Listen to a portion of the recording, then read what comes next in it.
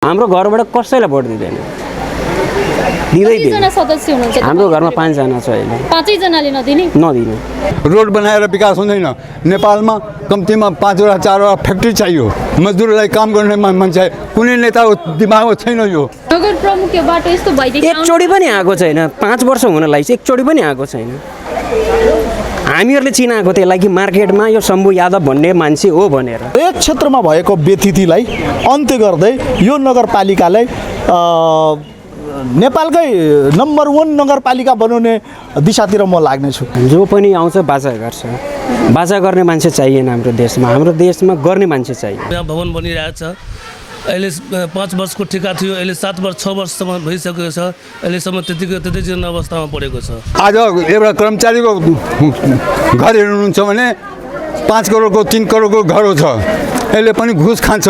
बिना घुसले काम हुँदैन। फेरि पनि योभन्दा अगाडिको मेयर जो हुनुहुन्थ्यो शम्भुजी, उहाँ भोट माग्न आउनुभयो भने भोट दिनुहुन्छ? दिने नि त्यसलाई एउटा क्वार्टर राख्ने हो होइन, रक्सीको मासु राख्ने हो। अनि सिजनहरू त यहीँ भेट्छ। स्न्याक्सहरू गाजर मुला काँक्रो दिने हो। कसैलाई भोट दिनुहुन्छ? अहिलेकै मेयरलाई भोट दिनुहुन्छ? त्यसलाई पार्टीले टिकट दिन्छ तब नि खराब छ। स्थानीय तह निर्वाचन 2079 वैशाख 30 गते धेरै भए भाषण र आश्वासनका कुरा, कहिले पुरा हुन्छन् विकास र समृद्धिका कुरा, जनलहर सहितका प्रश्न। आउँदैछौँ हामी तपाईँको घर आँगन मात्र एसटिभी खबर मार्फत। सत्य, तथ्य र निष्पक्ष पत्रकारिता हाम्रो प्रतिबद्धता।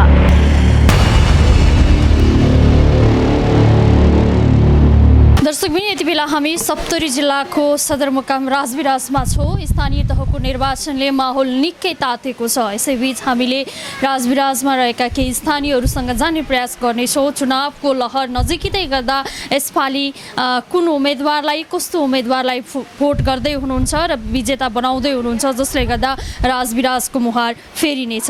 हामी केही जान्ने प्रयास गर्नेछौँ। तपाईँको परिचय?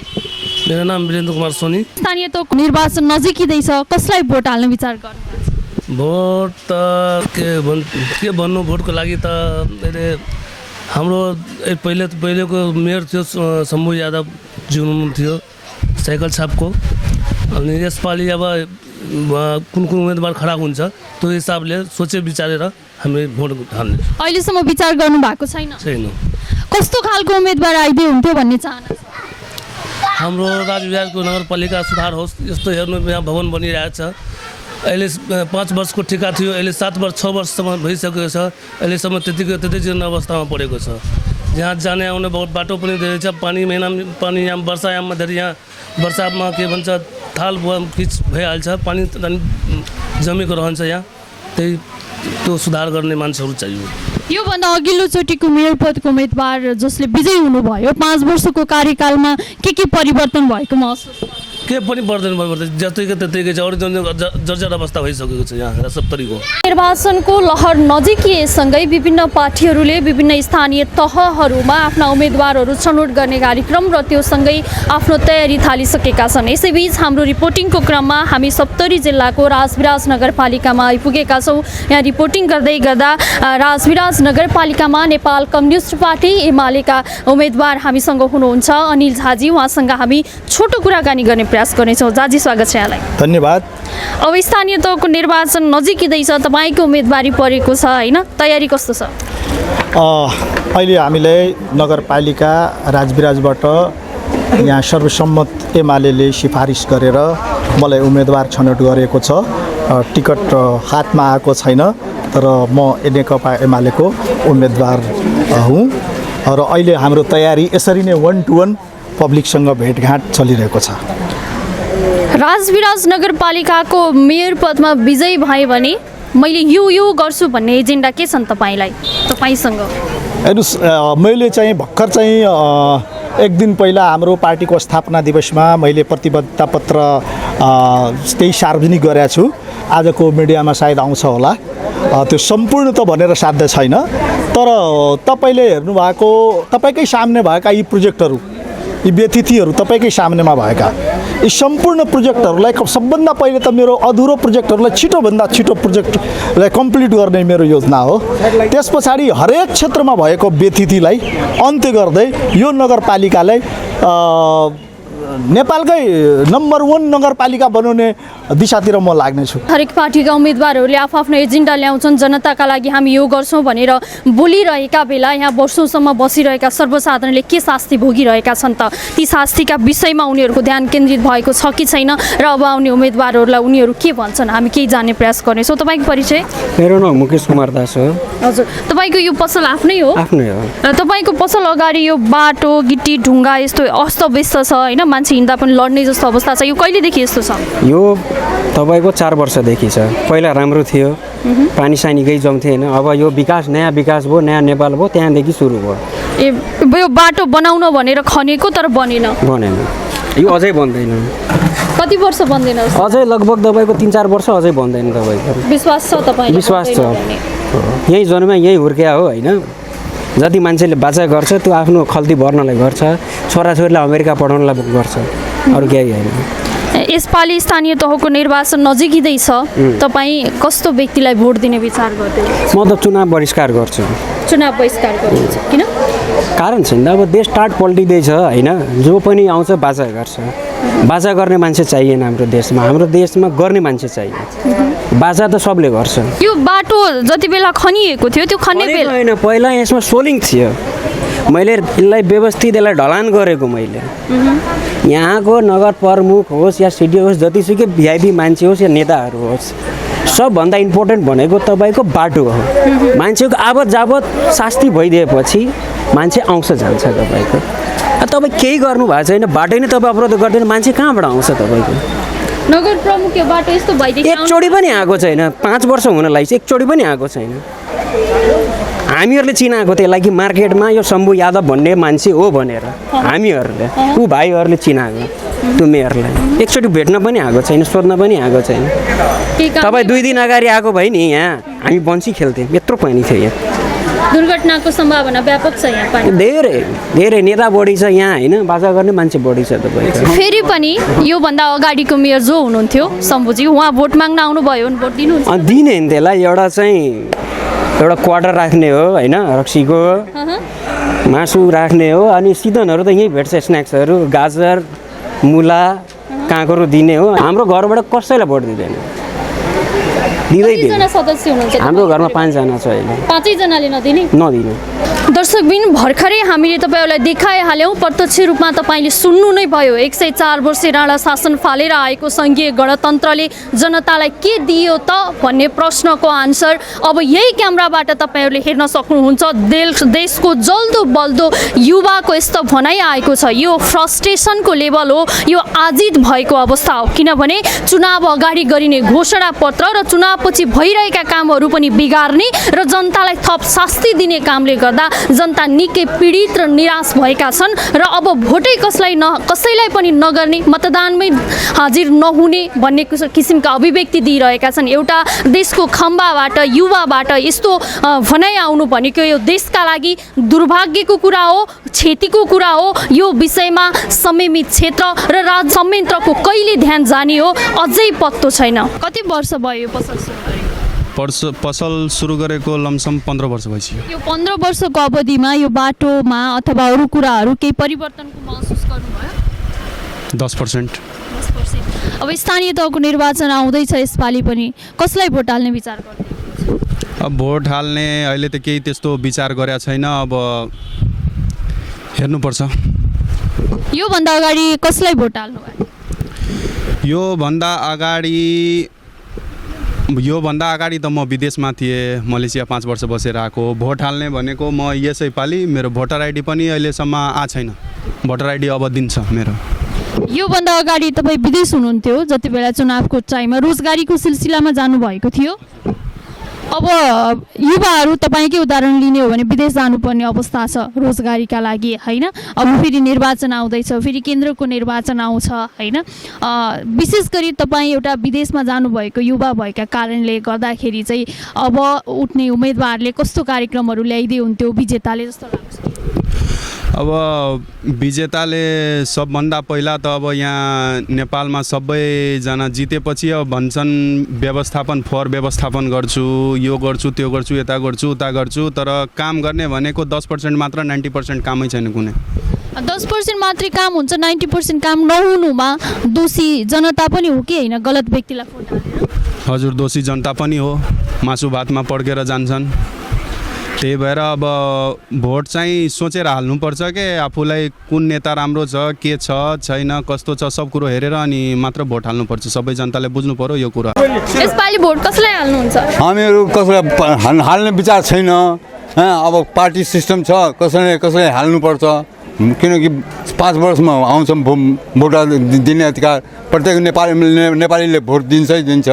अब कसैले दिन्छ त्यो अब भन्न सक्दैन। कतिको विकास गरेका छन् जितेका? विकास त्यो नेताहरूको विकास भयो, नेपालको विकास भएको छैन, सप्तरीको विकास भएको छैन, नेताहरूको विकास भयो।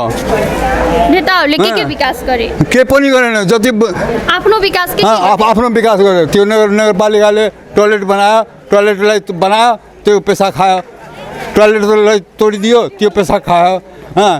अहिले नगरपालिकाले घर बनाइरहेको छ, यसमा 5-5 लाख 2-2 लाख रुपियाँ माग्छ। जुन मान्छे बसिरहेको छ त्यसलाई पाउँदैन। भ्रष्ट बनाइसके देशलाई भ्रष्ट नेताहरूले भ्रष्ट बनाइदियो। यो मधेसीको नाममा पनि भ्रष्ट बनाइदियो मान्छेहरूले। कति वर्ष मतदान गर्नुभयो तपाईँले? मैले राजविराजमा जब भोट दिने अधिकार पाएँ 16-17 वर्षदेखि भोट दिएर आएको छु अहिलेसम्म। तर केही परिवर्तन छैन? केही परिवर्तन छैन। कस्तो मान्छे आइदिए हुन्थ्यो भन्ने अपेक्षा छ तपाईँलाई? यहाँ अब सबै 2 नम्बर मान्छे हो, 2 नम्बर हुन्छ। यहाँ कोही पनि हुँदैन, राम्रो छैन। कसलाई भन्ने? बाहिरबाट आयो भने मात्रै विकास हुन्छ, रोड बनाएर विकास हुँदैन। नेपालमा कम्तीमा 5वटा 4वटा फ्याक्ट्री चाहियो, मजदुरलाई काम गर्ने मान्छे। कुनै नेताको दिमागमा छैन यो कि मजदुर, यहाँको मजदुर जान्छ बाहिर काम गर्नलाई। यहाँ चाहियो काम गर्न मान्छे, फ्याक्ट्री चाहियो। यहाँ 5वटा 6वटा यहाँको मजदुरहरू काम गर्छ। भ्रष्टाचार गरिसके, सबै भ्रष्टाचार। पहिले चाहिँ मतलब कर्मचारीदेखि लिएर नेतासम्म भ्रष्टाचार छ। पहिले आज एउटा कर्मचारीको घर हेर्नुहुन्छ भने 5 करोडको 3 करोडको घर छ, यसले पनि घुस खान्छ।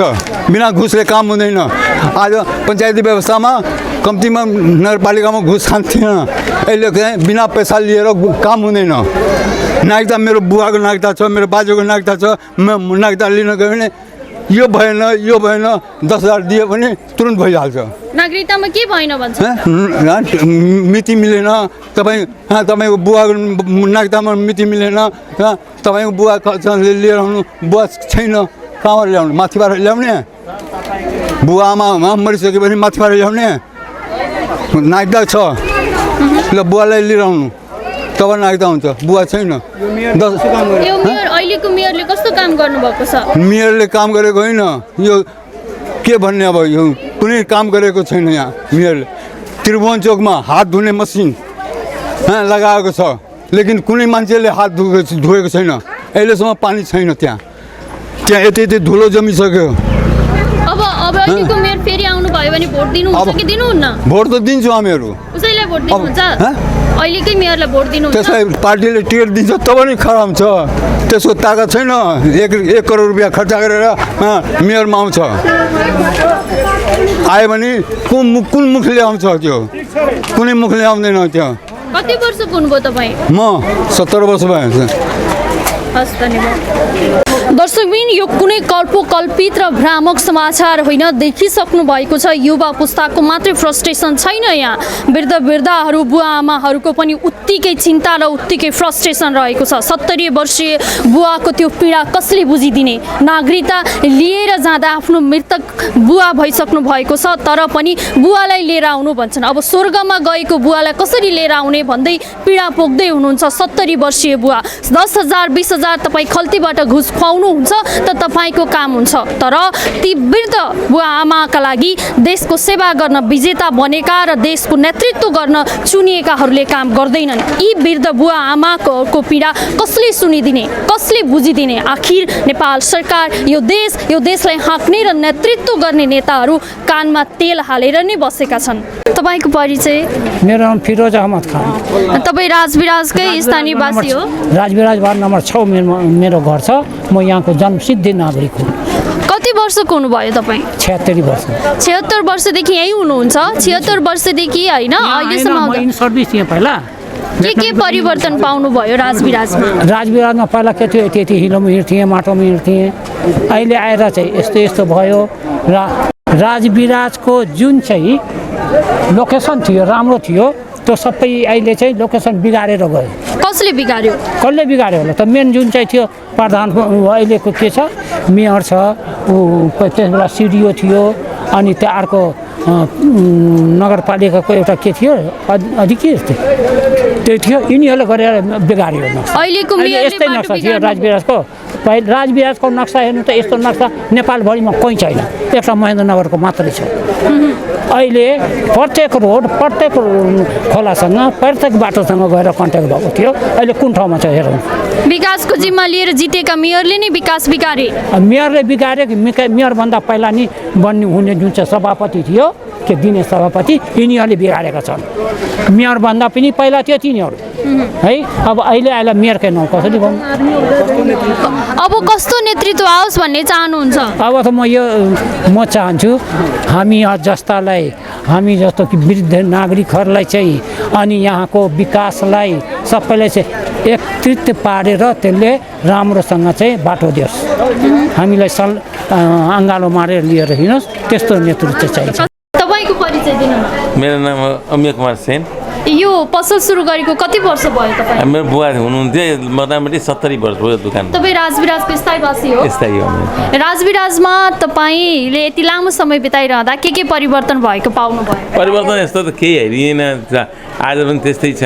यस्तो नेतै आउँदैन, परिवर्तन कसरी भनिन्छ होइन? त्यति आउँदैन। आयो भने आफ्नो आफ्नो के स्वार्थकै हुन्छ। अरू त के भन्नु, आयो विकास त कहाँ छ? विकास त केही पनि हेर्दिनँ, हामीहरू त हेरिरहेको छैन। अलिअलि कहाँबाट यो कृषि हुलाकी सडक आएको छ, अलिकति बाटो बनिएको छ, त्यतिकै। अबको नेतृत्व, अबको नेता कस्तो आओस् भन्ने चाहन्छ? हामीहरू भन्दा विकास होस् होइन, अरू के चाहियो हामीहरूलाई त? अरू त हामीहरू त छँदैछ।